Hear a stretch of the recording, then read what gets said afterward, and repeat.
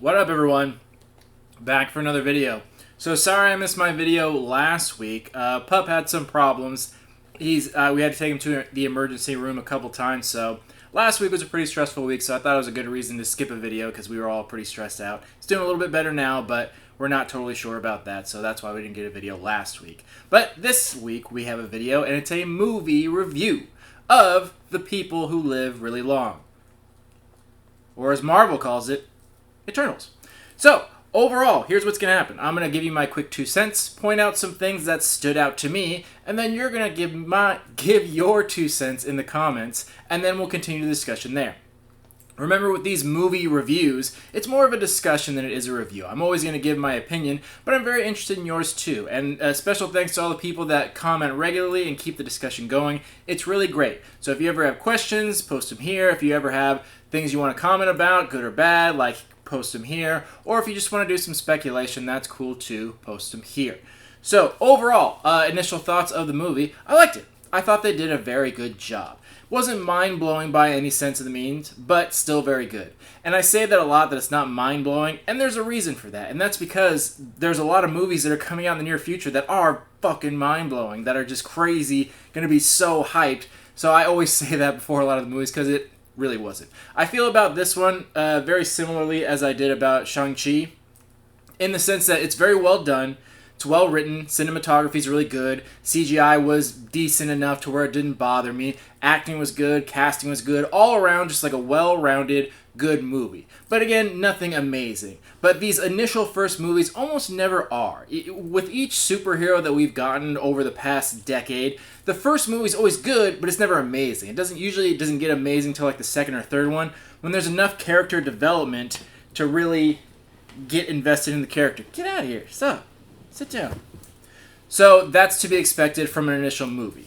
And some things that stood out to me. One, first of all, I don't know if you saw the media for this movie, but people were hyping it up way too much. Every time Kevin Feige was on a video talking about how this is going to change cinema and stuff like that, it's like, dude, like, chill the fuck out. Like, it's not that incredible. So I think they really are just trying to overhype their movies, especially with these lesser-known characters. They're just trying to get a lot of buzz, so they just say these ridiculous, crazy things, and it's like, okay, I mean, I like the movie, but let's not get ahead of ourselves. So that was just something I thought was kind of funny, though. If you go back and watch some of the things that he said about the movie, it's just such ridiculous statements. It's like, just chill out a little bit. First of all, let me say spoilers. All my reviews have spoilers in it, but I just reminding you. So I was really bummed to see Gilgamesh die. I really liked him. I thought he was a cool character. I was really getting attached to him a little bit. I think we all knew the characters were going to die in this movie, so I don't think that's any surprise to anyone. Because when you have a brand new movie and you introduce 10 to 15 new characters, like, of course they're going to kill some of them off. They're not going to keep all of them around. But honestly, I thought... Are you done being distracting? I thought Cersei was going to die. I just got that vibe the whole time. Or I thought maybe Angelina Jolie's character was going to die off, just because she's a really big actress and I don't know if she was going to stick around. But yeah, Gilgamesh, no one was surprised that Ajak died because she was only in like 2 clips of all the trailers, so we kind of assumed she would die right away. But yeah, I didn't think Gilgamesh was going to go. He was a cool character. I was a little bummed to see him go. I was a little sad about that. But pretty much everyone else stuck around, which was very surprising. And most of the things that stood out to me were just questions that it rose. Whether intentionally or not, there's a lot of questions out there. And I was kind of hoping that this movie would answer a bunch of questions, but unfortunately it just left you with more questions than you started with. Seeing how the Eternals go back that far, you really thought it was going to explain a lot of things, and it does, but now we have so many more questions of what's happening next, especially in the last, 10 minutes of the movie, and those ending credit scenes. There's a bunch of shit that we have questions on now. One being, so, for those of you who don't know, in the comics, Thanos is a deviant. He has the deviant gene. And before the movie came out, people kept asking, it said Eternals couldn't get involved unless there were deviants involved, and Thanos is a deviant. So I always just assumed that maybe in the MCU, Thanos wasn't going to be a deviant. I thought that was going to be their explainer, because otherwise they would have gotten involved in the whole Infinity War. But now that Star Fox, Eros, showed up and says he's his brother, now he's kind of back to being a deviant. Now that they've shown that his relatives are normal human-looking, that clearly shows that Thanos is a deviant. So the major question is, well, then why couldn't they get involved with all the Infinity War stuff. Technically, Thanos was a deviant. He was the one running it. They should have technically been able to get involved. So I'm sure they're going to address that in some way and explain it. And it may be what I said. Maybe they're just going to be like, well, he just looks like that. He's not a deviant, which is stupid. But I'm assuming they're going to get to that at some point because that, I'm sure, raised a lot of eyebrows. A lot of people already had that question and it didn't get answered here. So I'm kind of curious where they go with that. And honestly, I thought Thanos was going to be in this movie at some point. There was a lot of rumors about it. We were going to see a young version of him. But maybe in the next one. We don't know what's going to happen now. Eternals 2 might not be these Eternals. It might be over on Titan. That's where Star Fox is from. It might be those Eternals, so it might be that backstory with completely different characters. We have no clue. There's no inclination on what's going to happen with that. And also things that happen in the end. I didn't really understand Icarus's ending. That he, I don't know why he killed himself. I don't really get it. Maybe there's something I'm missing. Someone in the comments you can give me your opinion on why you think he did. Because there was no dialogue to it. He went to go kill Cersei because she was stopping the Celestial, and then he has that deep, pensive moment, and you can only assume what's happening in his head is he's realizing how much he cares for this person and can't go through with killing her. I think that's just assumed. But if that's the case, then why did he go kill himself after? If he loved her so much he couldn't do that, why didn't he stay?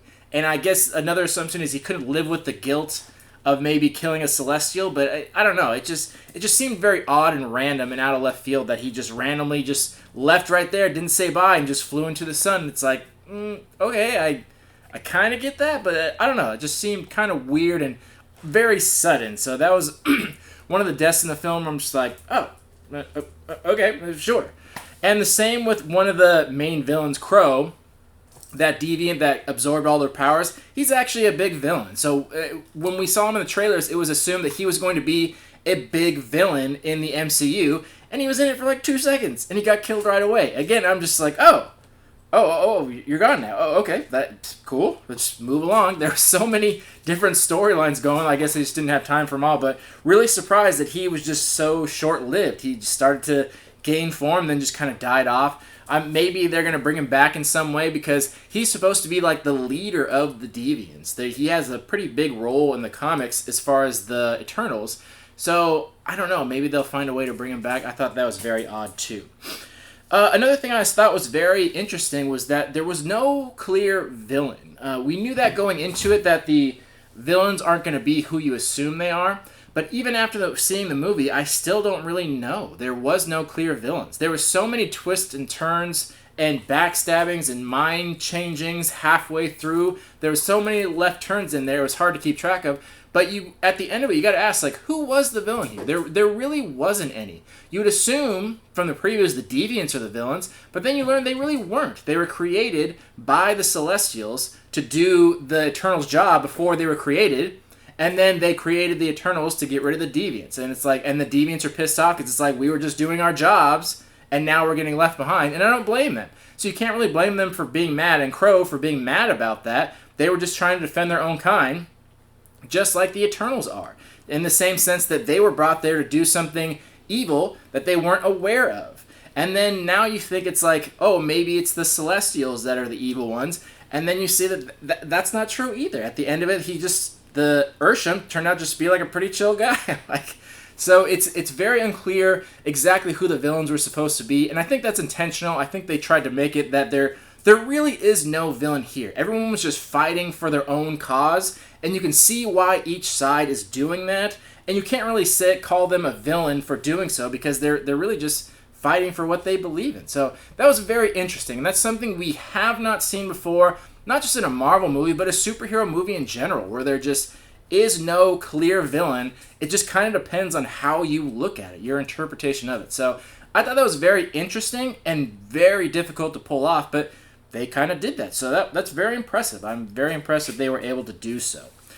Another thing that, in the end, like, what happened to Kingo? Like, where did he go? They were on the ship, and he bailed, and he just never showed up again.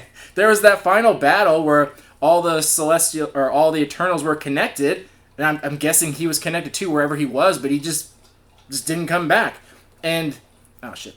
And I'm assuming that had something to do with COVID, that maybe that he couldn't film his final scenes. If I had to guess, that wasn't intentional, because it seemed very odd. I'm sure there was some kind of thing from where he's from, or he got quarantined or something like that, because I would be very surprised if that was intentional. So if I had to guess, it was a filming issue due to COVID that they couldn't pull that off, because otherwise it's just like, what the fuck happened? Like, he just walked off and just never came back again. It's like, okay, peace. Good to see you. So that's my guess. There was an issue with that. And the other part that was kind of weird, like I said, there was no villains. Like the whole ending with Ursham, the judge, where he comes back and you think he's going to start kicking asses because they killed this Celestial. And he's like, man, what are you going to do? You guys can keep Earth. It's like, what? A billion years go by? You've been working on this for a billion years? And they ruin it and you're just like, well, what are you going to do? It's like, well, damn. That's a really chill guy right there. Like, that's pretty cool of him. So that's what I mean. You assume they're going to be the villains, and he just turns out to be like their pal. It's like, oh, okay, that was really out of left field. I mean, if I was working on something for a billion years, I'd be pissed. If I was working on something for an hour and someone ruined it, I'd be pissed. But a billion years constantly working on it, and they just kill a Celestial, and he's just like, meh. It's like, oh, well, fuck, okay. Then I guess we don't really know much about what's going on here. They kind of left so many loose ends that there's really no up and down, left, right, hero-villain type of situation. They're just kind of all existing, kind of going through it. So, all right, cool. There you go. One other thing was, and I'm sure everyone knows by now, but Kit Harington is the Black Knight character. So I'm glad they at least addressed that, because he wasn't in the movie, like, at all. That's one of the things I heard about the most was Kit Harington's Black Knight. I forget the character's name, but he was supposed to be a big deal. He's supposed to be in the Avengers, and supposedly he has a show coming out. He's getting his own spin-off show, and so I thought he was going to be a bigger player, and he was in it for like 2 seconds. And then he got a scene at the end, the after-credits scene, so that definitely connected it, so people are like, oh, that's a character. It's like, yeah, that's the Black Knight, that's the sword, blah, blah, blah, blah. So at least they addressed it. I'm glad he at least got something, because it would have been so weird if they just kind of brushed him off. So I'm glad they at least talked about it in that sense. Very excited to see where he goes, because he's supposed to be an Avenger. So is Star Fox, by the way. He was in the Avengers at some point, too. But I'm excited to see what they do with the Kit Harington character of Black Knight, because he just seems like a cool character. I'm really excited to see what they do with him. So that's pretty cool. And then as far as sequels, who the fuck knows? Who knows if they're even going to do an Eternals 2? I would assume so. But even if they do, what's it going to be about? Is it going to be these same characters? Like I said, is it going to be on Titan? Is it going to be a crossover? Like, oh, so many loose ends, so many questions. But, I didn't really mind them. I think they did that intentionally because they leave you wanting a little bit more. So it didn't bother me too much. So those are the things that stood out to me in general, the things that I noticed. And honestly, I don't really have any major complaints about it. Usually the things I notice are complaints about the movie, like things that didn't make sense, things they did wrong. And I have questions, but they're definitely not complaints. They're just things I'm now curious about. So no real complaints about it. So for that reason, I'm going to give the movie a 7.5 out of 10. I thought it was very well done, but again, and I might even push that up to an 8. It's somewhere between a 7.5 and an 8. Let's bump it up to a 7.75. So, because it was a good movie. It's definitely worth seeing. But I will say this, and here's what makes it not get a higher score. The reason a lot of these movies are interesting is because it's part of the MCU. Because it's leading somewhere. If this were a standalone movie that had nothing to do with Marvel, I probably wouldn't have liked it as much, because I'm left with all these questions. That would piss me off, because I have no answers here. But it's different in the MCU, because those questions are going to get answered eventually. So it's a much different situation. So I'm trying to judge it based on an isolated incident. Considering, if it weren't part of the MCU, what score would I be giving it? And that's why I'd give it more of a 7.5. But the excitement of what could be brings it closer to an 8, so we're splitting the difference, 7.75. So things to consider. Whenever you're watching a movie, think about, would I feel the same way if this wasn't part of the MCU and this didn't have so much potential? And that's kind of what I'm going off of. Because it was a very good movie, well-rounded, like I said. But again, not mind-blowing like Spider-Verse stuff that's coming up, or just our minds are completely blown, broken the internet type of thing. So those are things to look forward to. Other than that, let me know your thoughts in the comments, opinions, questions you might have, answers you might have. If you have answers to these questions, please let me know. I'd be so stoked to hear about that. Other than that, we got a lot of boxes coming in. We have some monthly reviews. And also, Ghostbusters is coming out in 2 weeks. Did anyone know that? I just saw a commercial, and there was like no advertisement for it. I saw a commercial, and I'm like, oh, that's probably coming out next year. And it's like, fucking 2 weeks? Are you kidding me? That's in 2 weeks?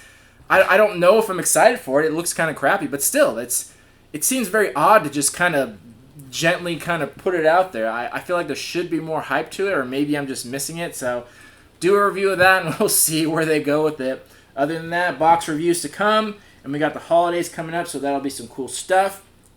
And we will see you on the next video. Any final thoughts, Wolf? Nope? Okay. See you on the next video. Love you all. Peace.